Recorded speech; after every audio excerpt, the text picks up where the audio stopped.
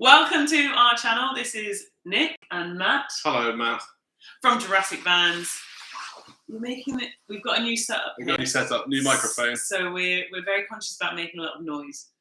Let us know if you prefer this setup or if you prefer the old setup. Yeah. I've had to put more makeup on because of the new setup. Yeah, it's a 4K. I'm gonna just gonna quickly get that brighter. So. We're Nick and Matt from Jurassic Vans. We are the most badass camper van hire company. We also are here to teach you how to hire your camper van out and also how to build your camper van. We make the mistakes, so you don't have to. Exactly that, the expensive, costly mistakes. And today we are talking about our top 5 tips on how to buy a camper van. So if you saw last week's episode, you saw about, what was it again? Top tips. It was something very interesting that we couldn't possibly remember. Oh, why you're buying a van, like thinking about what van to buy. Yeah, do you even need a van?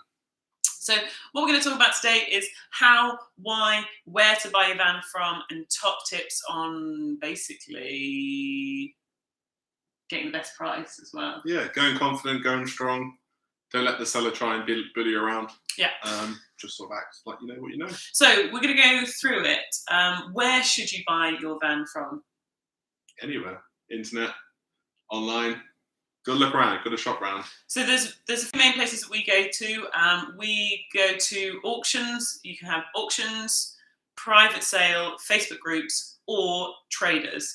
And now there's benefits of doing each. Usually if you buy through a trader, by law, they don't have to offer you a warranty or cover, but most of them do. Will give you sort of like a 3-month warranty on the purchase of the vehicle.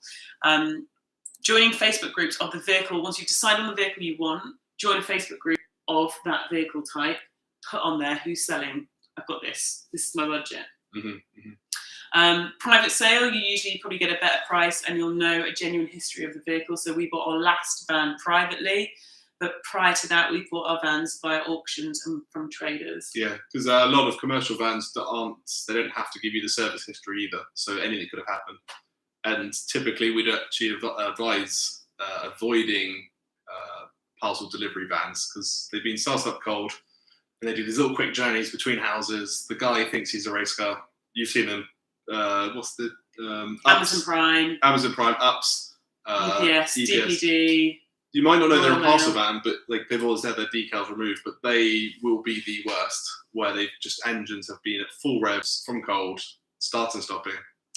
One of the reasons as well buying from auctions really great is 3 of our vans we bought from auctions. They are usually ex-fleet, which means they have been serviced meticulously, on every single time where they should be serviced. And they've been really well looked after.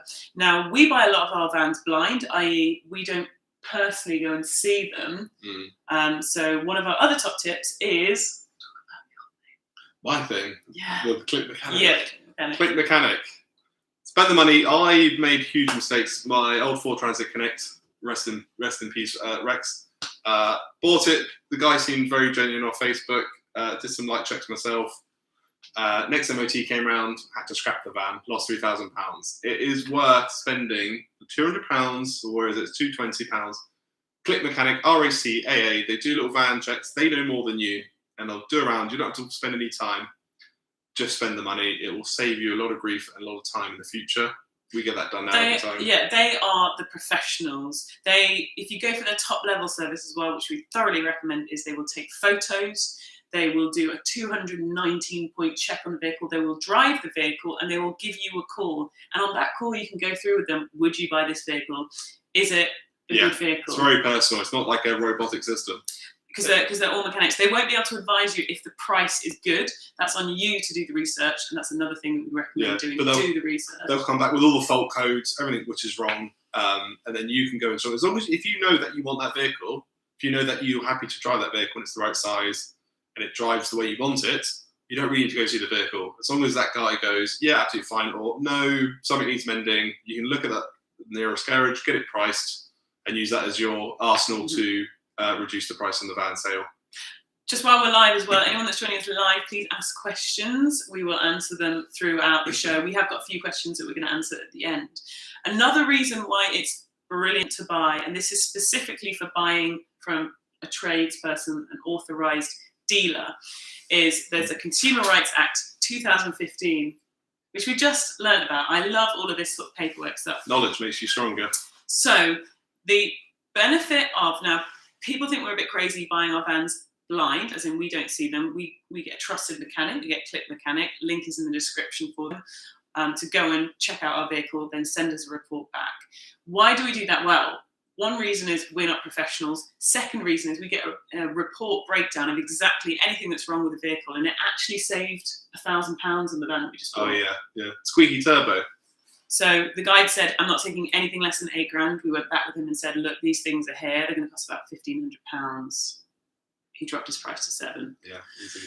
Another reason why we get this done and we buy our van blind is that, going back to the Consumer Rights Act 2015, there is a difference between an on-premises sale and an off-premises sale. So an off-premises sale where you haven't seen the van, you haven't gone to test drive it, you bought it online, you paid for it over the phone, you then enter into a contract, which means you have up to 14 days to return the vehicle if you just change your mind and go, I don't like it for whatever reason. There doesn't have to be anything wrong with it. Legally, they have to do this. And how much stress does that take out of the sale? So you not can, even committing to anything. You can go buy the van and go, actually, it's not how I want it to be. I'm going to return it. The other great thing about this is if they don't communicate this very clearly and say you've got 14 days to change your mind. Physically sign a bit of paper to say I confirm that I only have 14 days to return. Or prove by email. Then you have 12 months to return that vehicle for no reason whatsoever. Change mind, don't like the colour, seat's not comfy. Easy. Where's the stress in that? The difference behind buying on premises is you can only return the vehicle within 30 days if it is defective, there is something wrong with it, or they have lied. For example, if they said there was brand new tyres and the tyres have obviously got wear on them. So why do we tell people this, Matt?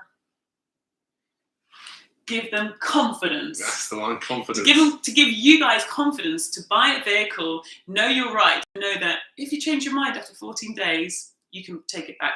As long as you've bought it off premises. Go get your dad to drive it if you really want to. Go get your sister, go get your mum to drive it. As long as you have not been on premises and bought the vehicle on premises, then you have that 14-day cooling off period. Oh, good. Good online sales. That's great. Now, next thing we're going to move on to is how to get money off your van. Top tips from you. Oh, top tips. I told you these tips before, but now I've forgotten. So Matt's superpower, I'm going to mention it now, is that he's got ADHD, which means he's incredibly focused at building. And I get to queue jump at the festival, at the no, that's because you're bad. theme parks. Oh, and that as well.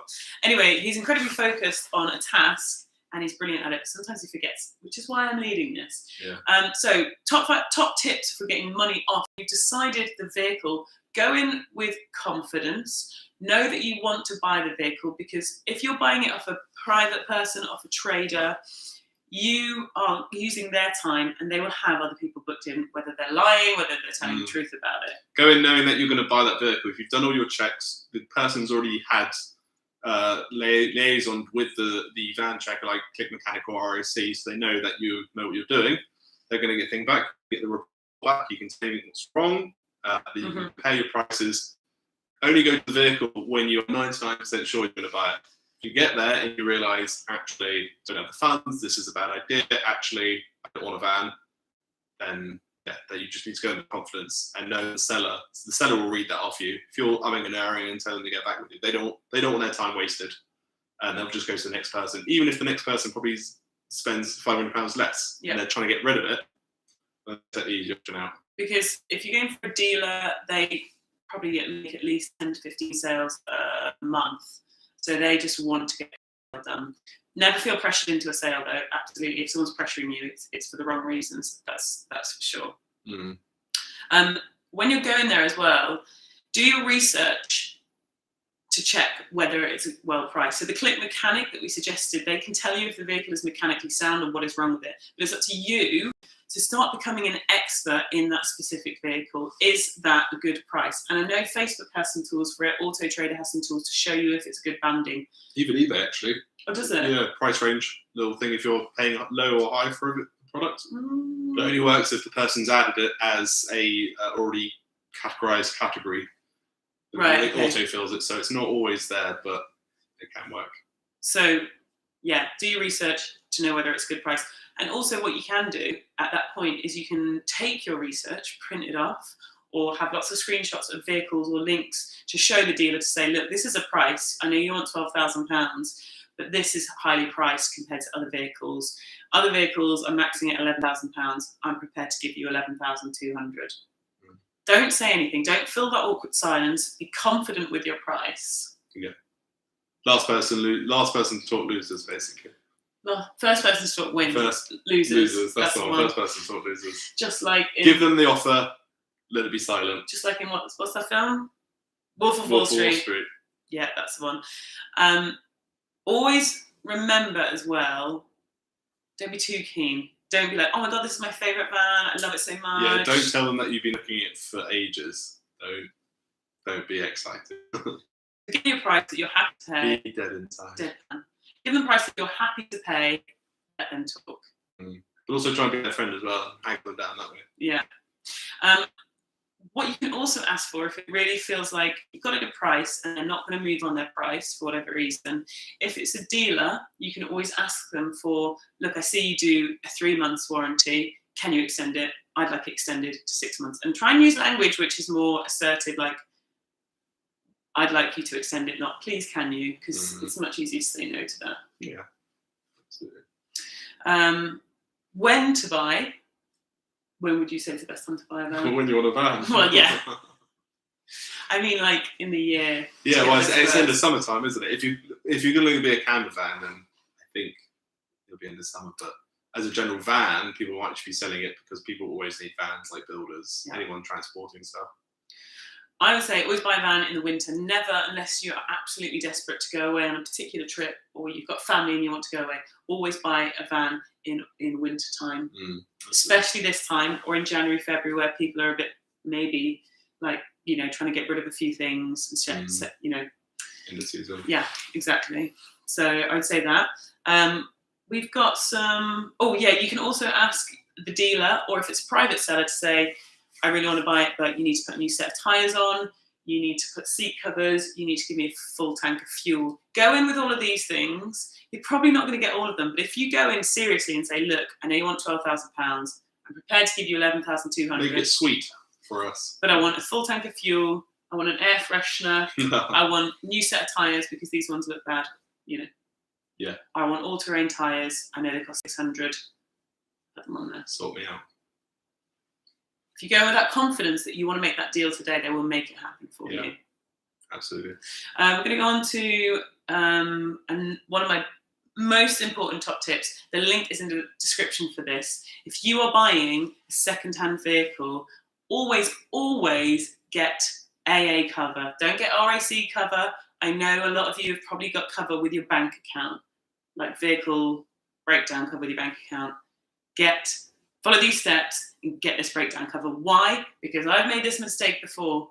I have got AA breakdown cover. You want to get the parts and garage cover. Now, that costs about, depending on your vehicle, it costs anywhere between £240 to £330 for the year.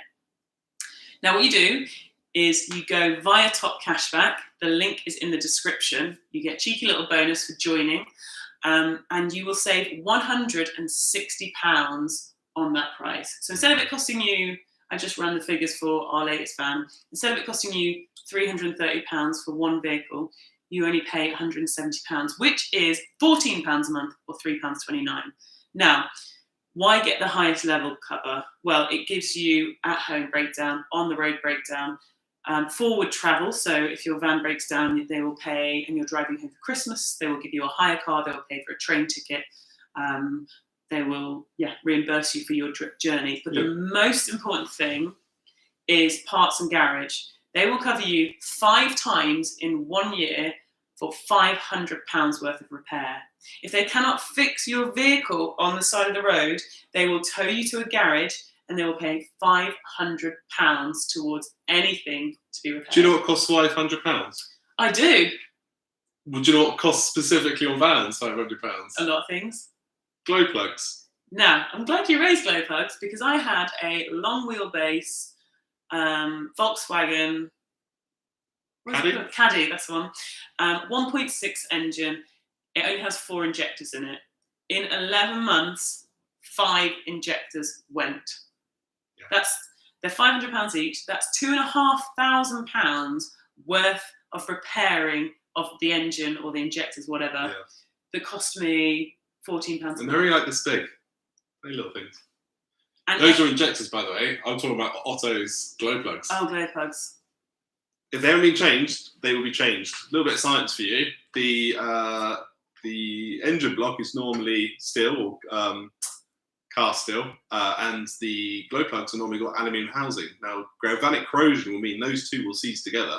Glow plugs don't last forever, but they do last a very long time. But when they do break or stop working, you can't get your van started in the wintertime. And try and get these buggers out. If they snap inside the engine block, and you can't get the bit out of the engine, the whole engine needs to come apart.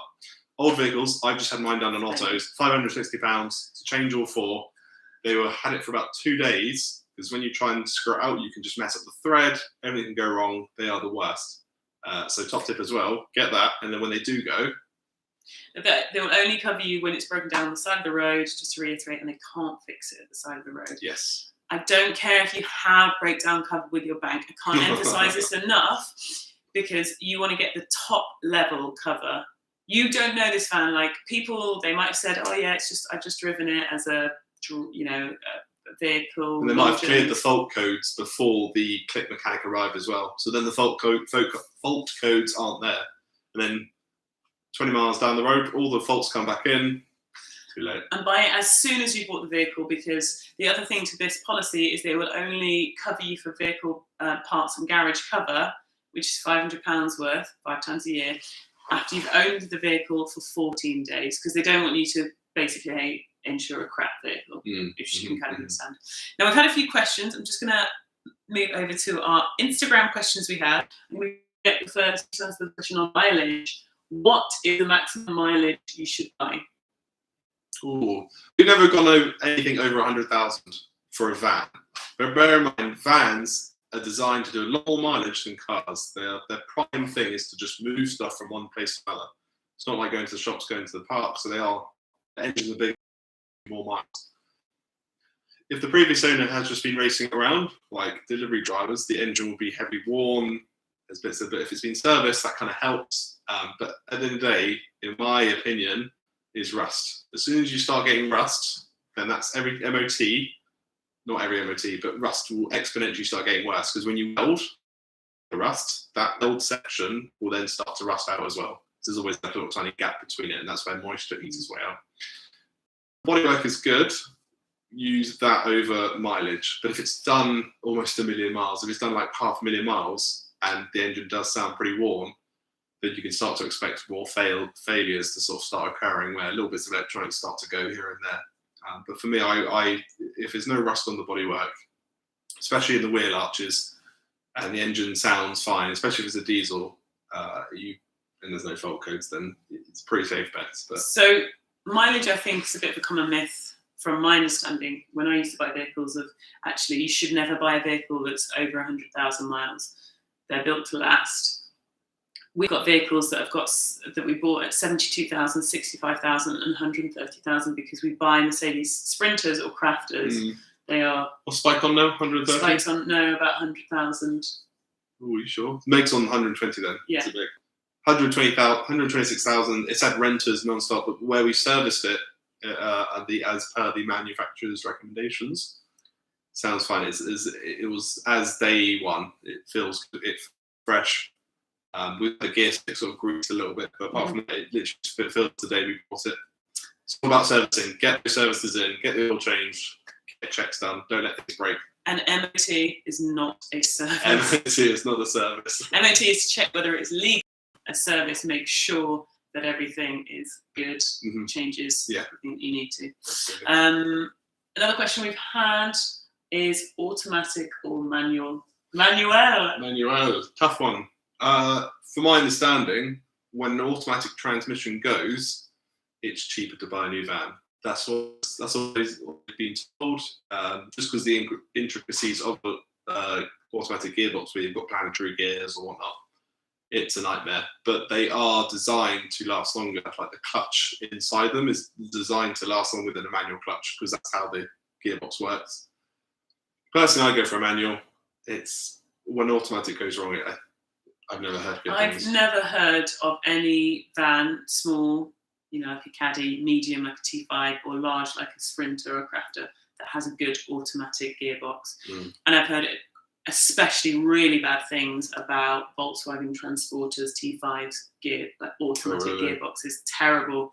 Like after 100,000 miles. And I'm sure some people are going to comment on this and say, no, they're absolutely fine. But I've never heard anything good about it. And I've talked to a lot of people about that. A lot of, especially our Crafters and Sprinters, they have cruise control, as do a lot of other vans. And we find motorway, 6th gear, cruise control, not a problem. And I think it connects you better to the understanding of the van to drive with a manual. You have more control. I'm just not an automatic person. Yeah, so in all, manual. And also, I think automatic is very rare as well. So then, therefore, the price is greater. Yeah, you're good. I don't think I've ever come across an automatic van. They are definitely out there, but I don't. Oh yeah, I don't. I don't think I've seen a large Sprinter Crafter that's automatic. There's probably a reason. It's probably like the load bearing, maybe. But they do automatic trucks. So, that is gonna wrap us up for this talk on our top 5 tips on how to buy a campervan. Just want to mention, stick it in your diary. Saturday, the 8th of January. Yeah, the one person watching right now. Put it in your diary. Put it, you, please. No, people are watching this repeat. Fine. Oh. Saturday, the 8th of January, we are having an IRL, an in real life event. We haven't come up with a name yet, but there's going to be all of our fans. At the moment, it's called MapFest because it's in the calendar as MapFest. But we're going to have an in real life event in Bournemouth, Saturday, the 8th of January, 10 till 2. There's going to be beer. We'll be there. Coffee. Cake, meat. We're going to do live question and answer session. We're going to bring in hopefully some of our fan friends. Yeah, all the vans will be there. Meet the vans. We're going to do some workshops on how to rent out your camper van. You'll probably do one about the bed. We haven't figured it all out yet, but we are having an in real life event on Saturday, the 8th of December. We would love to see you there. Haven't even got a link for tickets yet because it's not that far. We've literally just booked it. It's new. But the event is there. It's either just going to be us stood in an empty warehouse / loading dock, or there'll be some amazing stuff there. No, there will be lots of amazing people. We're really excited. There's going to be other van lifers there. You can have a snoop inside of all of our vans. Yeah, a little chin rag and engine. Oh, gadgets! We didn't go through our gadgets. Our top things. Quickly, right now. Quickly. Do you want to go first? Can you remember what yours is? Yeah, my gadget is, there's a company called Victron Energy. They do battery chargers, solar chargers, inverters. What I love about them most is the blue. The blue that they use looks really nice on all their products. But the point is, you can link them up to your mobile phone and monitor your power income from your solar. You can do it from the battery charger, see what all your gadgets are doing. Especially coming into the winter time, it's quite important when you first build a van to understand how much power you're bringing in and how much you're using. This will give you ability to either add more batteries or add solar, but it gives you sort of appreciation of actually how much power stuff uses. And especially going into the winter time, you don't want to be caught without power, especially if you're completely off grid without a 240 hookup. So for me, the little phone app, I know they used to put them on the MBT controllers on the display, but this one gives you a whole history. It's on your mobile phone. You don't have to be cruddled into the small space wherever you put it, and it's just live monitoring of your power system. It's sort of detecting errors as well. So that's my little gadget. Victron Energy, love what you're doing, great work, love the colour. You can sponsor us if you like. Yeah, give us some free stuff. Mine again is usually quite boring. This you can't see it. DVLA. So who do you need to talk to? They're not in the letter, by the way. They're not in This is a letter to the DVLA. This is the boring bit where you probably switch off because it's really important. You need to update anything you do to your vehicle with regards to if you're changing it to a camper van, you've got to apply. They'll probably say no. If you're changing the colour of your vehicle, which we have done. If you're changing the number of seats in your vehicle, which we have done. If you don't update the DVLA and you don't update your insurance company, they're going to do everything that they can to weasel and squirm out of it to not cover you. So make sure that you keep your paperwork up to date. It's free to do. Just send it off to the DVLA. It takes about a week to turn around. And they'll probably get your name wrong anyway when they return it, or mess something else up. So have fun with that. It's a free service though. Free service. Please drop any questions you have in the comments, and also whether you've enjoyed this. Subscribe to our channel because it's freaking awesome. Follow us on Instagram. We are now TikTok wankers. I'm not. No, you'll stay on that. I'm going to be a bit. Well, you're actually on it. I'm not actually on it. Anyway, we're on TikTok. Follow us on TikTok if you want. Thank you for joining us, and we'll see you next week. We are going to talk about. What do you reckon? I reckon just creating stuff. But let's go for. No, we can talk about planning out your van, planning your design. Or interior design. Interior design. What's important to you and why you should listen to other people. Oh God, self-build campervan groups. In fact, don't even listen to us. We're going to tell you what we want to do, and you can just listen to everyone and make your own decision. You can decide if you want it. Anyway, now we're rambling. Thank you for joining us. Subscribe to our channel. Drop us a DM if you've got any questions. Just ask us anything. You know, like how we're doing. Bye.